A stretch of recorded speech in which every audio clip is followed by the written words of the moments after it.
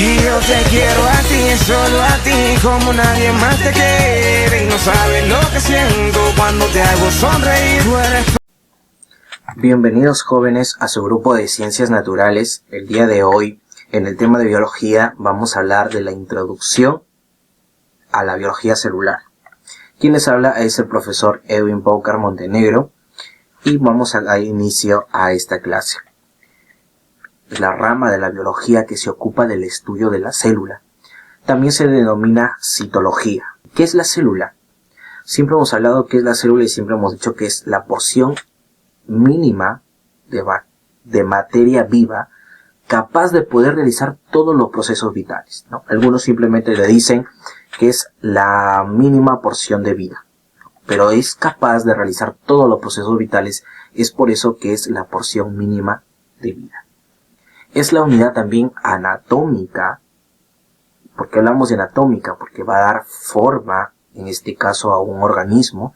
Funcional porque puede realizar todas las funciones, y genética porque es la que transmite los caracteres y los genes para que se pueda manifestar en el siguiente individuo. Es la unidad básica de la vida, lo que siempre se ha llamado la unidad biológica. Aquí podemos ver que la célula tiene una función estructural, hereditaria, funcional y de origen también.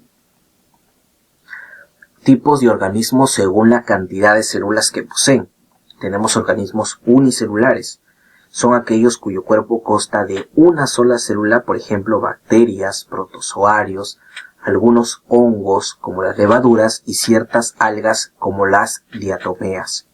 Aquí tenemos, por ejemplo, como te mencionaba, las bacterias, que algunas bacterias, normalmente las bacterias están formadas por una sola célula, algas unicelulares, protozoos también unicelulares, hongos, en este caso las levaduras, que están formados por una sola célula. Tenemos también organismos multicelulares o llamados pluricelulares. Son aquellos que constan de varias células, las cuales se organizan y forman tejidos, órganos, sistemas, como por ejemplo los animales, las plantas, algunos hongos como los champiñones y ciertas algas como el yuyo. Aquí lo podemos tener. Tenemos las plantas, algas pluricelulares, animales vertebrados e invertebrados y algunos hongos como las setas y los champiñones. Tenemos también la historia sobre el descubrimiento de la célula.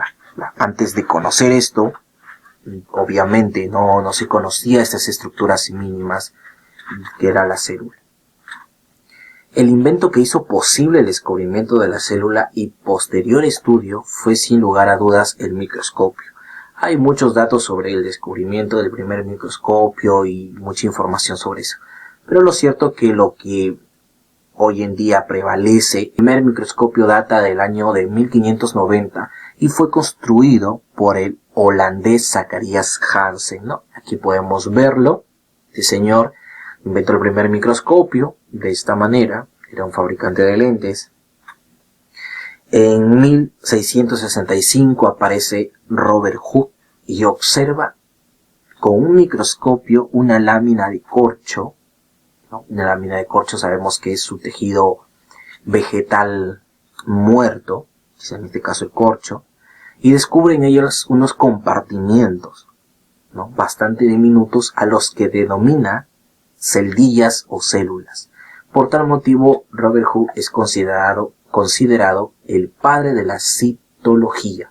Aquí podemos ver que lo observó en una lámina de corcho, un fragmento, que es unas células vegetales muertas, y observa justamente esas celdillas a las cuales él denomina células. Entre 1668 y 1674, Van Leeuwenhoek, fabricante holandés de microscopios, observa y describe capilares sanguíneos, glóbulos rojos, protozoarios, bacterias y espermatozoides. Pero también es uno de los considerados el padre de la microbiología, porque él es el que observa primeros protozoarios en las gotas de agua de un estanque, ¿no? Entonces él observa gotas de agua en un estanque, comienza a dibujar los que posteriormente serían microorganismos, ya que observó que estos microorganismos se movían. En 1831 Robert Brown descubre el núcleo de la célula, Y en 1838 y 1839, Matthias Schleiden y Theodor Schwann llegan a la siguiente conclusión. Todos los seres vivos y animales y plantas están formados por células. A este nuevo conocimiento se le dio el nombre de la teoría celular. En la teoría celular, como lo habíamos mencionado, en la actualidad, se resume de la siguiente expresión. La célula es la unidad anatómica, funcional y genética de todo ser vivo. Y solo se originan nuevas células a partir de otras ya existentes. Además, una célula puede ser suficiente para constituir un organismo. En la clasificación de las células vamos a tener 4 criterios para poder clasificar a las células. Puede ser por su tamaño, por su forma, por su nutrición y por su evolución. Según su tamaño tenemos que la unidad de medida de longitud para poder medir a las células es la micra y el instrumento para medirlos es el micrómetro, que equivale a 10 a la menos 6 metros. De acuerdo al tamaño que poseen las células pueden ser microscópicas o macroscópicas. Las microscópicas son células muy pequeñas que miden menos de 100 micras y pueden ser observadas solo con ayuda del microscopio. A este tipo pertenecen la mayoría de células, como por ejemplo la célula humana, que es de 10 micras, la mayoría de bacterias 1 micra, micoplasmas, que son bacterias que infectan a las vías respiratorias, 0,2 micras. Aquí tenemos algunos ejemplos de las células microscópicas, como su mismo nombre lo dice, pueden ser solamente observadas a través del microscopio. Las macroscópicas son células grandes, miden más de 100 micras y pueden ser observadas a simple vista. Son escasas, como ejemplo el óvulo de las aves, como la yema de huevo, fibras musculares, fibras vegetales, algas unicelulares, granos de polen, algunos protozoarios como el paramecio. Aquí tenemos la yema de huevo y tenemos aquí en este caso algún tipo de alga unicelular muy pequeño que pueden ser justamente visibles a simple vista. Según su forma, las células pueden ser planas, ejemplo las células de la epidermis, la capa externa de la piel, cúbicas, ejemplo las células que recubren el ovario, cilíndricas como las células de la mucosa intestinal, isodiamétricas que son casi esféricas, ejemplo algunas células vegetales y células animales, poliédrica que aquí tenemos a la mayoría de células vegetales, bicóncavas que tenemos como ejemplo a los glóbulos rojos, tenemos a las estrelladas y alargadas como en caso de la neurona, las alargadas tenemos a las células musculares, las esféricas tenemos al óvulo, amorfas irregulares como los macrófagos o amebas, y tenemos a los filiformes como en este caso los espermatozoides. Aquí lo vas a poder observar. Tenemos las planas de la piel, las cúbicas que pueden estar alrededor de los ovarios, las cilíndricas en la mucosa intestinal, isodiamétrica como las células animales.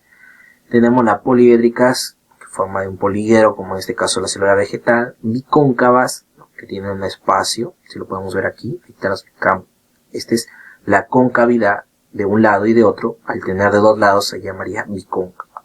Estrelladas como la neurona, tenemos las alargadas como el músculo, esféricas, también tenemos como en el caso de los ovarios, tenemos amorfas, o esféricas como en el caso de los óvulos, amorfas como en el caso de las amebas, y filiformes en el caso de los espermatozoides. Tenemos también según su nutrición, en este caso el criterio que permite conocer de qué manera las células obtienen su alimento, y energía para poder vivir. Se tienen 3 tipos, las autótrofas, que son células que fabrican su propio alimento, ya sea por fotosíntesis, puede ser algas, plantas, cianobacterias y algunas bacterias, o pueden ser quimiosintéticas, como hay muchas bacterias en su caso. Aquí tenemos, por ejemplo, las algas, que son por fotosíntesis, igual que las cianobacterias, igual que las plantas, y las quimiosintéticas, que es por un tipo de fabricación autótrofa, pero utilizando otro compuesto con una sustancia química. Tenemos los heterótrofas, que no pueden fabricar su propio alimento, razón por la cual recurren a fuentes exógenas, o sea, externas, de sustancias orgánicas, o sea, alimentos, para obtener su energía, como el caso son de bacterias desintegradoras, protozoarios, hongos y animales. Aquí lo podemos ver: protozoarios, hongos, animales y bacterias desintegradoras. Mixótrofas, como su mismo nombre dice, mix es una combinación, ya que pueden ser autótrofas o heterótrofas, según las condiciones de su medio. En este caso, la Euglena viridis, ¿no?, que es una polémica entre decir si es alga o protozoario. ¿Por qué? Esta Euglena tiene la característica que cuando tiene los suficientes rayos de luz puede fabricar su propio alimento mediante fotosíntesis, ya que contiene cloroplastos, y esto le permite poder realizar la fotosíntesis. Si quieres saber un poco más de cuál es la función de los cloroplastos en la fotosíntesis, te invito a que puedas ver el tema de fotosíntesis, que también está en el canal, que lo puedes ver en la lista de videos de biología. Y cuando la luz no es suficiente y no llega a este organismo, los cloroplastos dejan de reproducirse, en este caso deja de tener cloroplastos o deja de funcionar, por lo tanto tiene que consumir su propio alimento, conseguirlo, y en este caso se convertiría en heterótrofa. Como tiene esas dos características de poder fabricar su alimento y también poder conseguirlo del medio externo, según las condiciones ambientales, se le considera que es una mixótrofa. Tenemos, según su evolución, que este criterio permite conocer el grado de evolución y desarrollo alcanzado de las células a lo largo del tiempo. Aquí podemos tener dos tipos de células, que son las procariotas, que son las más antiguas, tienen una antigüedad de 3.500 millones de años, y su estructura es bastante simple, carecen de núcleo, carecen también de organelas membranosas. Este tipo de células está presente en arqueobacterias, bacterias y cianobacterias. Aquí tenemos, por ejemplo, una estructura de una bacteria. Y en el caso de las eucariotas, son células más evolucionadas que existen y tienen una antigüedad de 1.000 millones de años. Su estructura es más compleja, sí presenta un núcleo, presentan muchos organelas membranosas. Aquí tenemos los animales, las plantas, algas, hongos y protozoarios. También existe una clasificación en que será célula animal y célula vegetal dentro de la célula eucariota, que será, bueno, producto de un nuevo video que estaré subiendo en los siguientes días. Bueno, eso sería todo. Muchísimas gracias. Se despide de ustedes el profesor Edwin Paucar Montenegro. No se olviden dejar su me gusta si el video te pareció interesante, comentar qué te pareció y sobre todo compártelo con las personas que le pueden interesar y suscríbete al canal para que de esta manera no te pierdas ninguno de los videos que vengo realizando cada semana sobre los temas de biología, anatomía y química. Y más adelante vendrán nuevos cursos que van a ser sumamente importantes para el desarrollo de nuevos aprendizajes.